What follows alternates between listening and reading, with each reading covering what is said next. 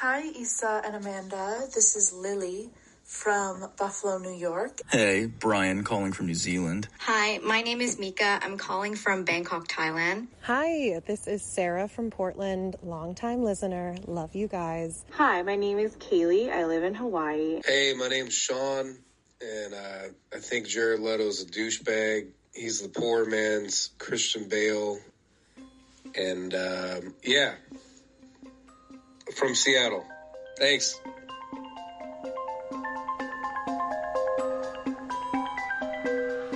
This is Sounds Like a Cult, a show about the modern-day cults we all follow. I'm Issa Medina, and I'm a comedian. And I'm Amanda Montell, author of the book Cultish, The Language of Fanaticism. Every week on our show, we discuss a different fanatical fringe group from the zeitgeist, from Taylor Swift stans to youth groups, to try and answer the big question. This group sounds like a cult, but is it really? To join our cult and see culty memes and BTS pics, follow us on Instagram at Sounds Like a Cult Pod. I'm on Instagram posting funny reels at Issa Medina, ISAAMEDINAA. And I'm on Instagram posting cult shit, Venn diagrams, you name it, at Amanda_Montel. And feel free to check us out on YouTube. You can also hit us up on Patreon at patreon.com/soundslikeacult, where all our episodes are ad-free, baby. We want to remind you listeners about one of our very, very favorite sponsors, HelloFresh. HelloFresh is a meal delivery service. It's probably my favorite one I've ever used. They send these farm-fresh, pre-portioned ingredients and seasonal recipes right to your doorstep. I am a terrible cook, and everything I've made from HelloFresh is delicious and easy. Yeah, Amanda is like the kind of person who has like candy for lunch.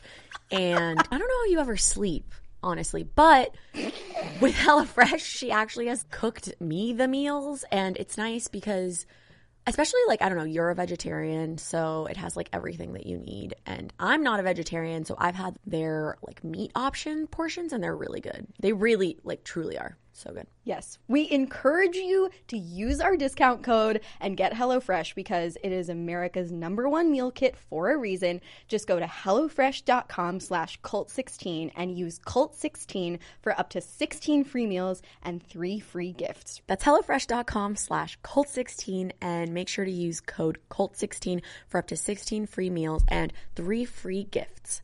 HelloFresh is America's #1 meal kit. People don't know that. They need to know. And yeah, just want to like reemphasize, you know, we're doing these bonus episodes, but like if you go to use any products that you like that we mentioned because we love them, yeah, make sure to use the code because that's how you support the show, or else they're like, bye. Yeah. Welcome to another edition of Cult Girl Summer. These are 5 weeks of bonus episodes where we're sharing off the cock. That was off the cock. That was off the cock. Ooh, okay. Off the cock. That's what you call a bisexual who only dates women. Yeah, sorry. Whoa. Okay. Cult Girl Summer is really NSFW. We're sharing off the cuff cult convos, Q&As, footage from the cutting room floor, and much requested part 2s. So if you are new here, this is not what a normal episode is like. Normally more research goes into it, more editing, but we wanted to give you guys something while we prepped. So binge our old episodes too. I don't know, man. I'm really excited about this. Oh, no, I'm really excited about it too. I just want to make sure if they were, you know. Yeah, for the newbies. Yeah, for the new newbies. culties. Just so you guys know, like, we love to do research. We're big research people. But today, since it's summertime and it's the flirtiest time of the year, we decided to do a bonus episode and flirt with our followers.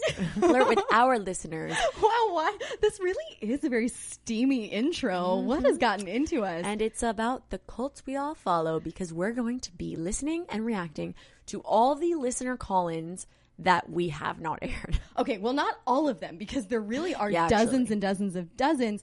But for those who've been listening for a while, you might notice that we have little segments on some of our episodes where we put out a call on our Instagram to get listeners to call in or actually DM us voice memos telling us what they think is the cultiest aspect of that topic of the week, whether it's Trader Joe's or celebrity stands. Now we're so lucky to get like dozens, if not hundreds, of voice memos every time we put out a call to our listeners, and we love hearing your call-ins. We get so tickled by them. Like, you all are funny. Yeah, you are funny. And also, it's really important for us to like go through them before we start the research process. You guys tell us things that we didn't know and that we can look into further. Yeah, you send us down rabbit holes that we might not have stumbled across on our own. So it's true. We really appreciate you giving us tips and leads. And there are some call-ins that are like 3 minutes long. Or way longer. Yeah, and I'm like, I literally appreciate this so much. I'm so ecstatic that you sent us 3 minutes of voice memo, but we can't include it in the podcast because we're trying to put everything into like 45-minute episodes. I'm just like, it sounds like maybe you should start your own podcast. Yeah, which is dope. You should start a spinoff, you know? Yeah. Be the Joey to our friends, yeah. if that makes sense. Anyway, did Joey get a spinoff? Yeah, Joey had a spinoff. Oh, it was short-lived. Well, hopefully yours will be a great success. Yeah. Anyway, so today we wanted to air some of our unaired voice memos and listener call-ins, and we also wanted to give a little bit of backstory. One of the reasons why we have listener call-ins is because we want this to feel like a conversation between us and you, as much as it can be. So these are the topics we're going to be talking about today. We're going to be listening to unaired call-ins from Trader Joe's, Elizabeth Home, Disney Adults, which was super interesting. We got so many call-ins for that one. Such passion. Theater Kids and Elon Musk. You'll notice that all of these topics are from our season 2. And that's because when we were preparing our season 1, we had no listeners. And so whenever we would put out a call for voice memos, we would get like 1 or 2 people who followed us early for some reason. Like, for no reason. For no reason. We had to beg our friends and family to record voice memos for us, and a lot of them would like make up false names. Yeah, like I had a couple of girls that were in my sorority call in with fake names from the fraternities and sororities episode. Yes. And also what we did, because we weren't really like great at the tech, is like in order to make it sound like it was a call in, we would play it on our phone and then record it with our other phone, so it was like a recording of a recording to make it sound like phony. We didn't know. Yes, phony. Both ways. Authentically phony. Yeah. Yes. We didn't know what we were doing, and in a way we still don't, but we're learning. And I do, before we get into it, want to play an unaired listener call-in from my dad. Yeah, this is funny. From our Celebrity Stands episode, my dad submitted a listener call-in, and sorry, Dad, it ended up on the cutting room floor, but it is very cute. My dad's name is Craig, but his pen name was Gregory.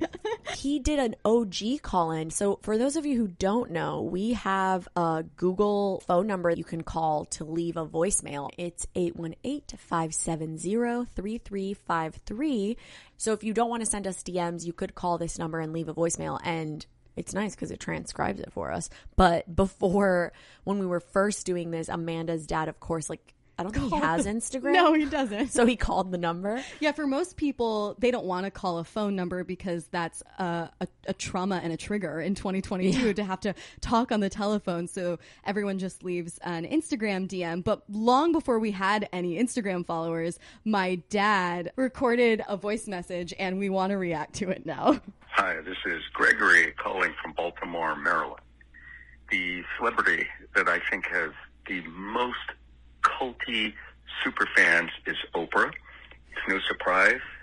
A lot of people admire how she's self-made, she's trusted, and very charismatic. Bye-bye. My favorite part is the bye. My dad pronounces the word bye at the end of every phone call the same way. He just goes, bye-bye. Yeah. It's funny the way that it's transcribed, because it's like how self-made she is, trusted, very charismatic, period, bye, period. It's so earnest and wholesome, you know, my dad supporting the pod from the start. Yeah, this was April 2021. I also love this because there are people who fundamentally disagree with the thesis of our podcast because they don't believe that the word cult should be associated with groups other than Jonestown and Heaven's Gate, you know, the most destructive groups that you can think of. First of all, I don't personally agree with that point of view. Yeah, because language is a spectrum, just like gender and sexuality. Bitch, you know it. Language is always changing. And I think it's great that my dad supported this thesis from the beginning because he literally grew up in one of the most destructive cults of all time, Synanon. And he gets it. Like, language is fluid. Language is incredibly context dependent. And people have been using the word cult to describe other groups in a more metaphorical and hyperbolic way since the 70s, after the Manson murders and the Jonestown Massacre put cults on the map as something that everyone should know and fear. Quickly, the word cult became associated with underground art movements, cult film, cult classic, Rocky Horror Picture Show, Grateful Dead, you know. And ever since then, the word cult has been used to describe this wide spectrum of groups from Jonestown to theater kids. Yeah. It's important because we just are using the word cult as like an avenue to analyze these groups too. It's like to see like, is it dangerous? Is it not dangerous? What are you getting out of it in good ways and in bad ways? 100%. Like, our point is not to just throw around the word cult willy-nilly. It is to illuminate the fact that cultishness shows up in our everyday lives, even in places you might not think to look, even in the lives of people who think they're too smart and too discerning and too cynical to wind up in a cult. And now I'll descend from my soapbox. Yeah, I literally met someone. I'm mentioning this because your dad was in a cult. Yeah. I met someone who was a Jehovah's Witness the other day. Oh, yeah? We should have them on the podcast. Who was a Jehovah's Witness? Yeah, whose mom was, and then she got dragged into it, and like she left her family because of it. My boyfriend Casey, our fine theme music composer, part of his family is still in a Jehovah's Witness. Because he's like white. He's like translucent. He's so white. But the Jehovah's Witnesses go after everybody. This was a black woman who was a Jehovah's Witness. Actually, I think they actively recruit from black communities. And so did Synanon and Jonestown, because anyway, this is another story for another day. But a lot of these religious and socio-political alternative groups since the 70s have preyed on the hopes and dreams of marginalized populations. Pretty fucked up. You know who else goes after everyone? Who? Trader Joe. I don't know, which was our first episode of season 2. And I feel Great transition. Really good. I'm getting so good at transitioning. But I feel like the reason that we chose Trader Joe's as like our first episode, like coming back weekly, was because we wanted to be like, this is the concept. Do you get it? And the people who got it, got it. That's a great point. To Gigi, the girls who get it, get it. Yeah, if you're down to talk about cultishness as a concept, then you are down to talk about it in the context of Trader Joe's. And for those who've been with us since then, we stan you. We love bomb you. Wait, and also a guest who we're going to have for the episode on the cult of the Kardashians coming up. She made a TikTok about Trader Joe's and it recently went viral, and someone commented on it, you should submit this to the podcast. Sounds like a cult. So we should play her TikTok. A full circle moment. Yeah. And I'm like, funny enough, she was already a guest. Yeah. So before we get into these unaired listener call-ins, I want to react to Meg's video about Trader Joe's. If you have real problems, keep scrolling. This is not for you. Okay, so as everyone knows, I'm the #1 consumer worldwide of Trader Joe's products, according to Forbes magazine. Don't look it up. But today, they did me wrong. They discontinued my favorite creamer. The Trader Joe's sweet cream creamer is no longer available. They took something great, something unanimously beloved, and discontinued it. Maybe they were inspired by Netflix or George Bush. I don't know. I don't know what happened. To put it lightly, I'm clinically depressed. A sweet cream creamer did what therapy couldn't do. It got me out of bed in the morning. It gave me a purpose to live. It fixed my relationship with my father. I think we should all take a moment today and pause and think about that special creamer, that special condiment, that special frozen pizza in your life. Because before you know it, a major corporation could discontinue it tomorrow and leave you in the streets drinking Coffee Mate like some fucking plebeian. No one thinks it'll happen to them. I didn't think it would happen to me. I got cocky. I got reliant. And look at me now. Don't wait till it happens to you. Hoard that creamer and that special condiment today. The fucking music is so funny because it sounds like an actual ad for someone who got out of a cult. It does. I love it, and I love the moments in which it cuts out. It is a hilarious video, but I think it does speak to the fact that Trader Joe's, the brand, and the products mean so much more to people than just a grocery store. Yeah, it really does. And it's like, she's so right. Like these corporations could leave us in the dust out of nowhere. They're playing with our spirits. They really on are. Purpose. And our listeners know that, which is why they called in. Let's listen to more. Okay. I am such a big Trader Joe's fan. I'm in the Facebook groups. I follow the influencers. I obsessively go. I know when there's new product launches, etc. I think the way that Trader Joe's makes me a believer and a cult member is that their stuff isn't that healthy, but they have somehow tricked you into believing that they're a magical health food store that is super artsy and super cool.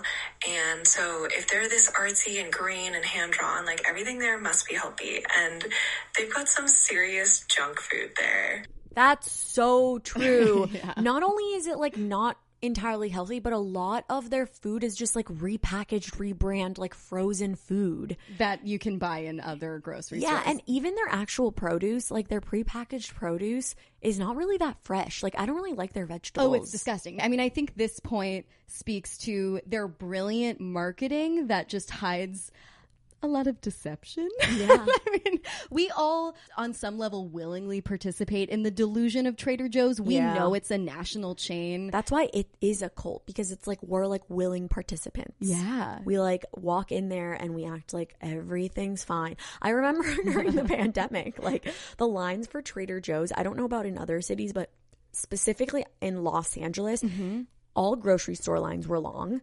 But Trader Joe's lines were around the corner. Oh, I don't think that's just because people were trying to get their groceries. I think it's because the experience of being inside a Trader Joe's was this fantasy, this oasis, this comfort. You're absolutely right. Trader Joe's isn't scamming. They're offering the opportunity to participate in a delusion, and people are more than down for that. I think Trader Joe's is one of the most successful examples of like a truly affordable brand that has created a level of prestige and exclusivity that people want to be a part of it. Even though anybody can walk into a Trader Joe's and the food is affordable enough to be able to buy it, you still feel special when you're in there, and I think that's part of the cult following. Exactly. It's important to feel special. They know. They've got us in their pockets. I will say they're not lying about their price points. Like, have you ever gone to like a Trader Joe's and bought everything that you've bought at a Whole Foods and you're like, holy shit, only $24? Yeah. And then I go to Whole Foods and I'm spending like $70 on like eggs and milk. Well, Whole Foods is an actual cult. I mean, because it's owned by Amazon. I have a friend who writes on a Wondery true crime podcast, and she said to me the other day, she was like, my brother is a butcher at Whole Foods, and I write on a true crime podcast, and we both have the same employer, Amazon, and I think about that every day. Yeah, that's so crazy. It is late stage capitalism, baby. Yeah, and if you haven't listened to our Trader Joe's episode, we also talk about the aspects that are culty about working at Trader Joe's, but I think here we're just going to flesh out what it's culty about being a participant. Okay, next listener call-in. I think the cultiest thing about Trader Joe's is that people swear by it and don't shop anywhere else, but their produce is like pretty bad, and their bread is also pretty bad, and their coffee is like terrible. And nobody really talks about that. Also, they only sell the Trader Joe's brand or associated brands. They don't sell anything external, and you can't find their stuff anywhere else. And so it's kind of like its own little microcosm. Dude, so true. First of all, I love the word microcosm. Set me up with this guy. But I literally hate their bread. It's so bad.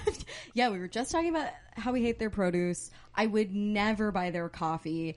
And this, in cult atmospheres, this is often called a closed system. This is like how an MLM works. You're beholden to Trader Joe's and Trader Joe's only. I remember when I was younger and like Trader Joe's had just opened in my neighborhood and we thought it was like a mom and pop shop. They used to have really good chocolate croissants. Did you ever try their like OG chocolate croissant? Not the frozen ones, but that's what Trader Joe's does best, is like those specialty products that make you feel like you're getting something bougie. Yeah, it felt like it was like baked in-house. Yeah. Like I honestly feel like it was, but they changed the model or something. Could be. Yeah, that just reflects Trader Joe's exclusivity. Like you can't find this stuff anywhere else, even though you kind of can. Yeah. Time to move on to Elizabeth Holmes. Let's listen to what you all had to say about the cult of our Theranos girlie. Hi, my name is Mallory, and I'm from Victoria, BC. And the cultiest thing about Elizabeth Holmes is a toss-up between the insane amount of lawyers she had to hire to silence employees and the Yoda quote she had plastered in size 1000 font at the Theranos headquarters.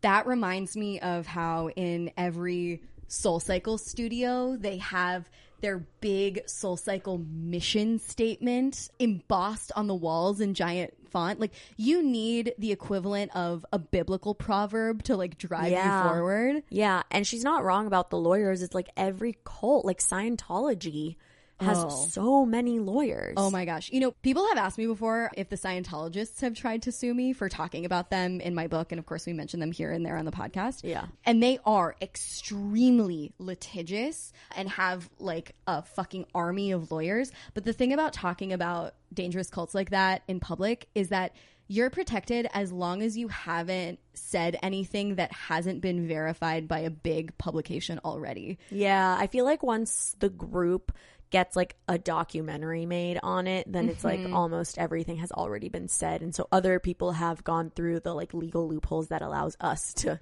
say these things. I mean, I went through a really intense legal vet of my book with a lawyer at my publisher, and there were a few things about Scientology that I either had to cut or couch in the phrase allegedly. Our favorite word. Yes, our favorite word on this cult podcast. In large part, like if you say something that has been corroborated by the New York Times and the Washington Post, etc., you just have to put your own original spin on it, but they won't come for you. Lawyers are so expensive. It's actually kind of insane. The cult of lawyers.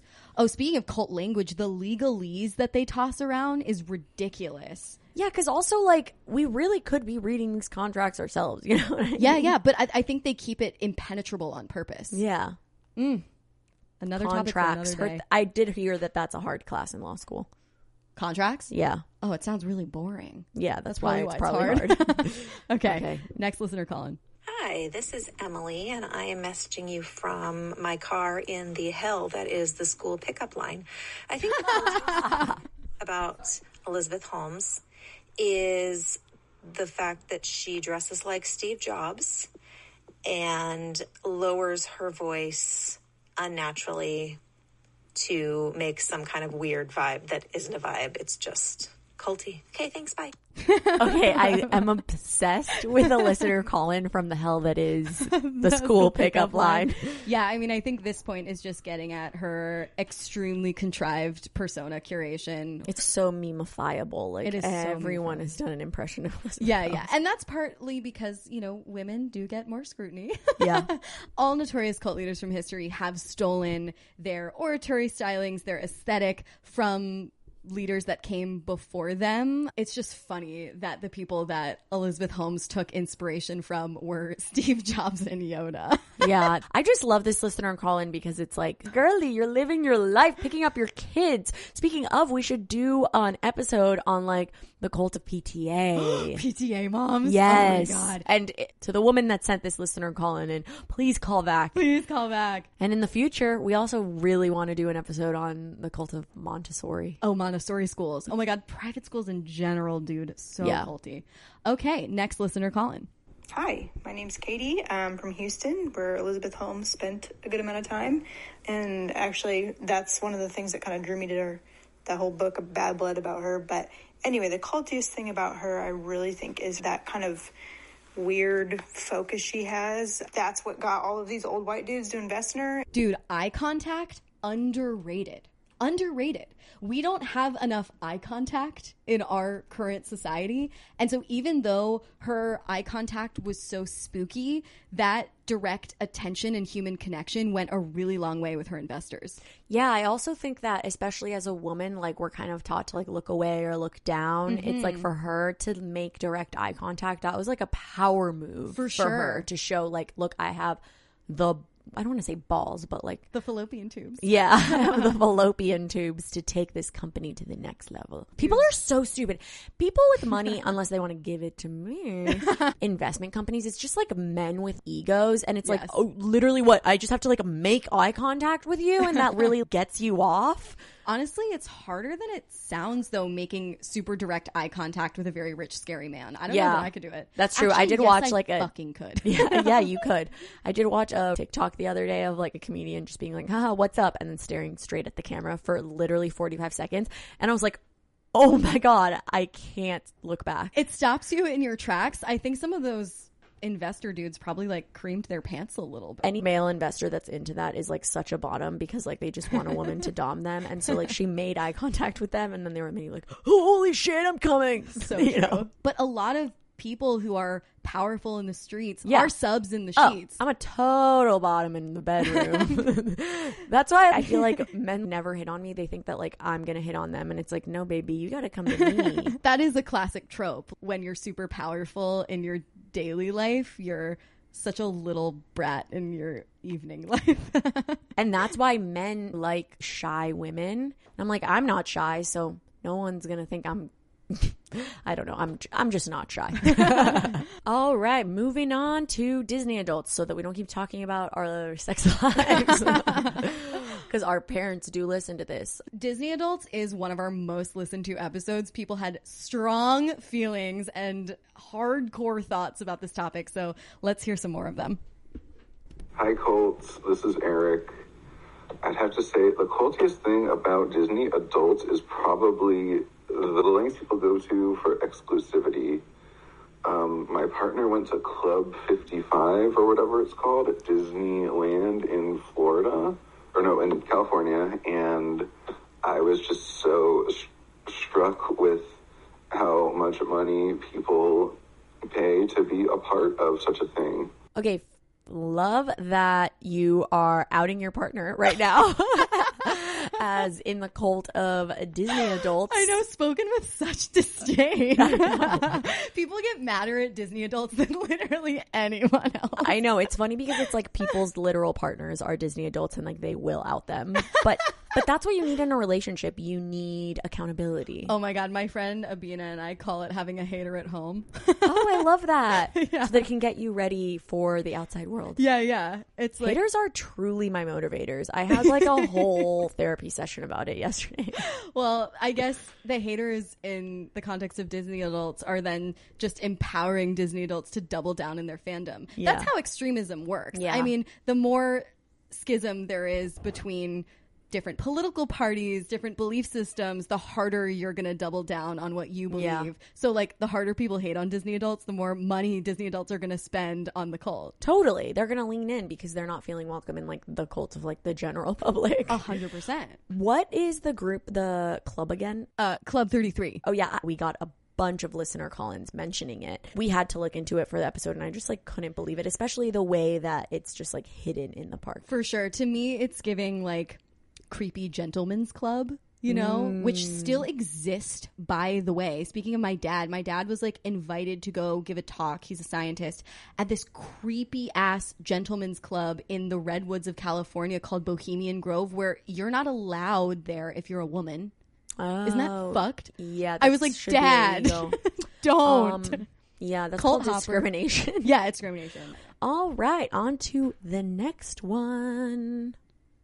Hi, I'm Glory from San Diego, California, and I think that one of the cultiest things about the Disney fanaticism is that they even have like a college internship program for business majors.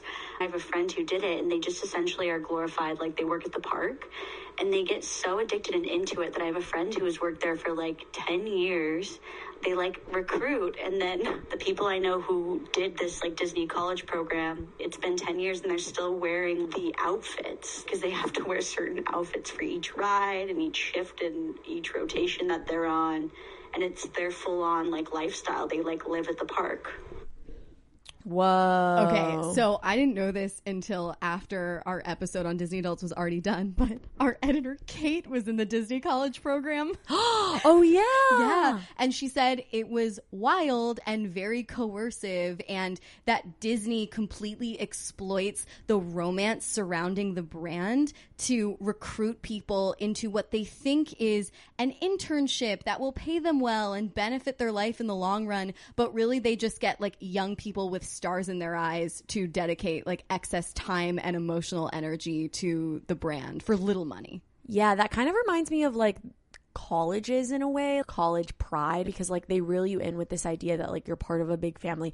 Everyone wears the sweatshirts, everyone wears there. You live there, you pay like a lot of money, but it's not just for the education. It's for like the idea that for sure. But I guess after you leave college, your degree, I mean less and less, but your degree does mean something. Yeah, that's true. Graduate from the Disney college program, that means diddly damn squat unless you stay in the cult of Disney for the rest of your life. It's giving like Trump University. 100%. Trump, which by the way, is an MLM. Did you know this? Oh, I'm sure we talked about this in our MLM episode. But I don't think we did. Did we not? That Trump is more affiliated with the multi-level marketing industry than any prior president, and that there are... Does not surprise me at all. He runs his campaign like an MLM. Completely. And I mean, he is the purveyor of the prosperity gospel, but there are MLMs who've paid him giant sums of money to brand themselves as Trump this, Trump that, even though he's lent nothing to the brand but his name. That's crazy. Isn't that gross? Okay, one more listener call-in for Disney adults. Hi, my name is Katie, and I think the most culty thing about Disney adults is their silence when Disney as a company does something bad. There are millions of examples. The one that comes to mind right now, of course, is Disney's, if not explicit, tacit support of the Don't Say Gay bill in Florida. Especially straight Disney adults, they are silent and they are not standing up.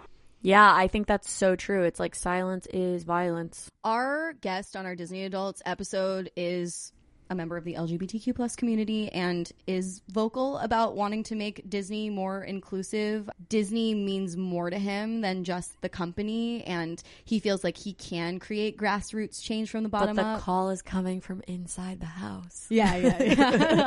But it is important to separate Disney, the institution, versus like Disney adults. Like they are individuals who like have their own beliefs, but it's just hard because it's like when you are buying their products, you are endorsing all of these things.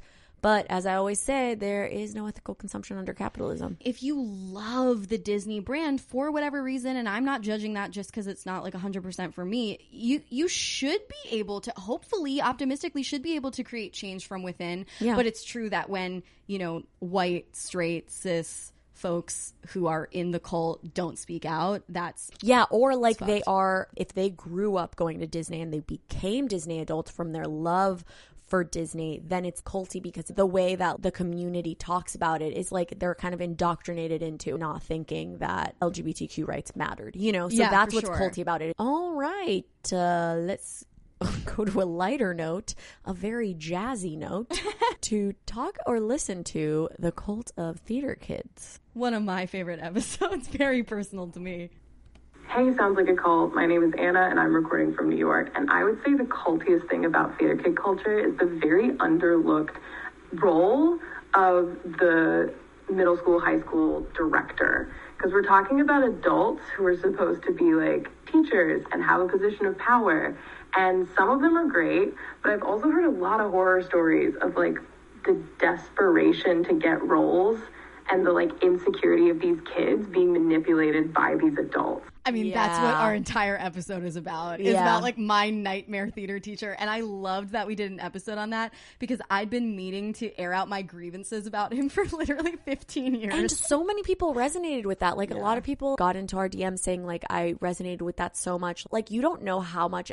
I mean, some teachers do, thank God, understand the influence that they have. A lot of teachers But do. the really toxic ones, like, don't understand how we carry these moments with us for the rest of our lives. And I think there is a correlation between theater teachers specifically and power abuse because, like we said on the episode, these were people who wanted to be famous and didn't become famous. Oh my God, since we aired our episode, I spent a few minutes catching up on my old theater teacher and his current web presence. I watched a few YouTube videos that he's made. I've been hate watching way too much lately. It is not good. That's why I had to talk about it in therapy for an hour yesterday because I was like, I need to stop hating It's not healthy. Yeah, no, I normally don't hate watch. It's a waste of time. But I did watch one really cringy skit he had uploaded to YouTube. It had only had 3 views, and that made me feel so smug.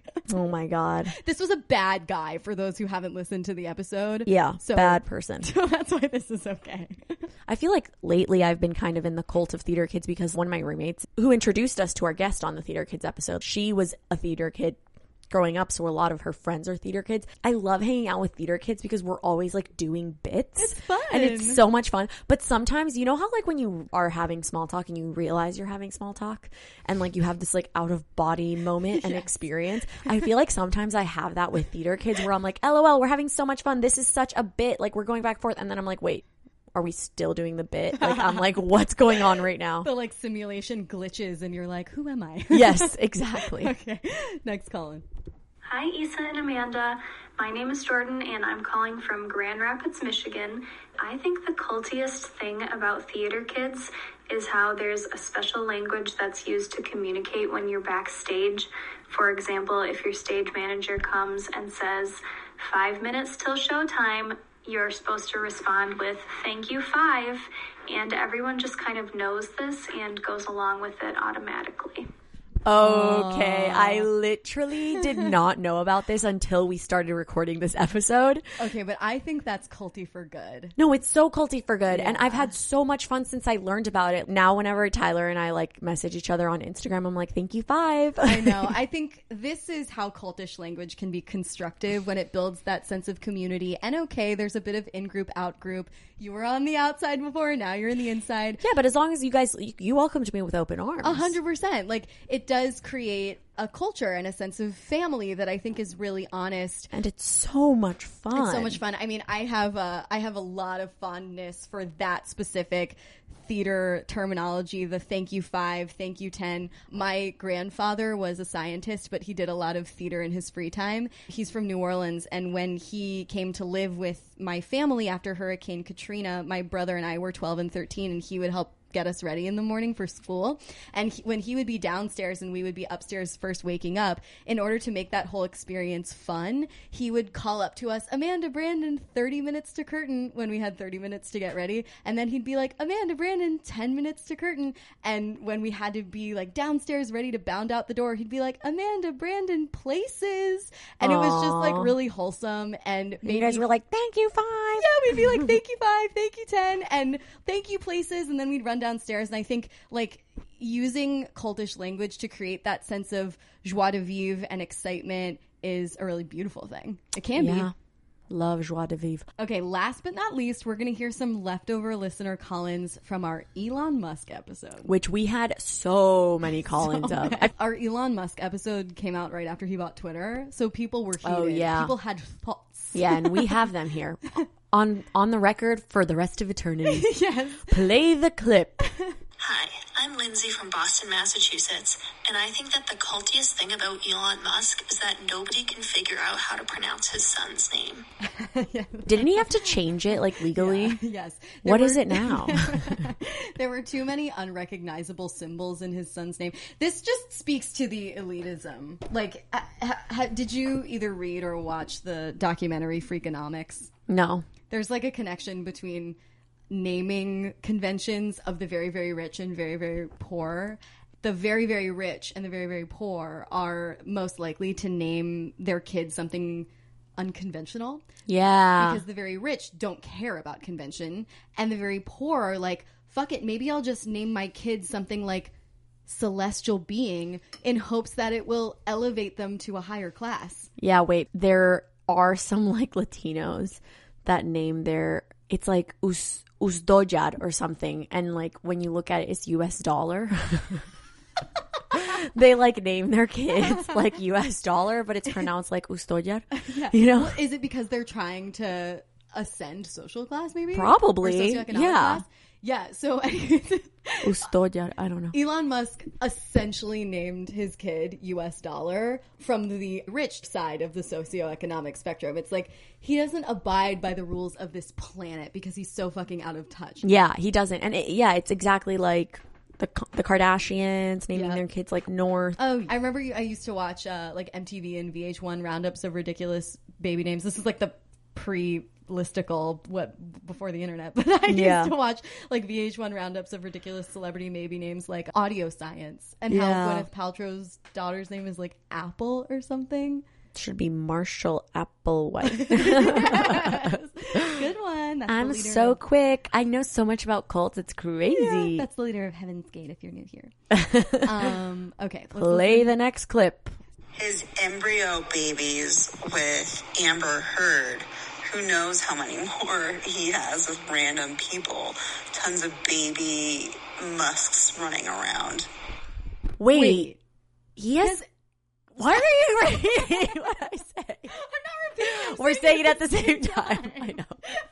We need to stop doing this. We were at a party the other day and we literally like said a whole sentence at the same time in sync. It's because we record this podcast too much. He has embryo babies with Amber Heard. Wait, what if that just kept going for like 10 minutes? What if we got caught in a loop and we couldn't get out of it? Like the glitch? Yeah. Like everything everywhere all at once and you'd have to eat a chapstick in order to get us out of it. Yeah. I didn't know he had children with Amber Heard. We're going to need to fact check We do need to fact check that, but also, can we just fact check it really quickly? We do love rumors, though. But we did talk a little bit about this in the episode, but he has so many kids. That is very culty. It's like Mormon vibes. He's trying to populate the earth with his seed. And then leave it. Yeah. All right, let's roll the next clip. Hi, this is Ellen from Pasadena, California, and I think that Elon Musk is a cult leader because he basically wants to take over the world. He's not interested in boards or democracies or such things like that. And apparently his family money is from emeralds and slave labor, so he's also into that. So yeah, I think he just wants to take over the world and have all the authority, which is a cult leader. Very nicely said, like very intense things, very nicely said. Yeah. And yeah, I think that's it. Facts though, when you have this over the top, larger than life thirst for power, yeah, that gets culty really fast, especially when you have fortune backing you up from childhood. People born rich are the scariest kind of people. So scary. Because they've never known anything else. Yeah, and especially if they have parents who like shielded them. The Kardashians' kids are going to be really scary. We're going to see how that all shakes out. Yeah. All right. Should we do one more Elon Musk listener call-in? Sure. Hi, this is Gabby from Atlanta, and I think the cultiest thing about Elon Musk is that his fans, even when presented with proof, will still vouch for him and defend him to the end. So true. Exactly. I mean, if someone woke me up in the middle of the night and was like, quick, Amanda, what's the cultiest thing about Elon Musk? I would be like, his stands. Yeah. It's just the unquestioned loyalty for me. Yeah, I think I told the story in the episode we recorded, but I got stuck on a ski lift with an Elon Musk stand and I was like, should I jump? It was not fun. Because they're not willing to reconsider their viewpoints. It's these men who argue by way of so what? You know what I mean? It's that like, and like they ask you questions about something that doesn't have to do with it. So they're like escalating the argument without actually providing any concrete evidence to their point. Yeah, it's just a blanket discouragement of questioning wrapped in a really unpleasant male personality. Yeah. Okay, those are all of the leftover listener call-ins we're going to listen to today. There are so many more. Yeah, it's just that like a lot of the ones we didn't include are like super long, and then it's like, how do we include like a little portion of it? You know? There are truly gazillions and gazillions, and we love listening to them all. If people enjoyed this episode, maybe we'll do it again for a future bonus. Also, quick plug, if you like the show and are interested in diving deeper into cultishness, cult influence, all that good stuff, I recommend my book, Cultish, The Language of Fanaticism. If you prefer to listen to this type of content, it's also available on audiobook on all major audiobook platforms, from Audible to Scribd to Libro FM. So yeah, thanks so much. And Issa here wanted to let you all know that I will be performing at Edinburgh Fringe Fest this year. I will be doing stand-up comedy at the Gilded Balloon Teviot almost every night of August at a show called The Laughing Stock. If you want more information and if you want to get tickets, go to the link in my bio on Instagram at Isa Medina, ISAAMEDINAA. I will also be in New York City for 2 months in October and November doing a bunch of stand-up comedy shows there. But that is our show. Thanks so much for listening. We'll be back with a new cult next week. But in the meantime, stay culty, but not too culty. Sounds Like a Cult is created, hosted, and produced by Amanda Montel and Isa Medina. Kate Elizabeth is our editor. Our podcast studio is All Things Comedy, and our theme music is by Casey Cole. Subscribe to Sounds Like a Cult wherever you listen to podcasts so you never miss an episode. And if you like our show, feel free to give us a rating and review on Spotify or Apple Podcasts, and check us out on Patreon at patreon.com/soundslikeacult.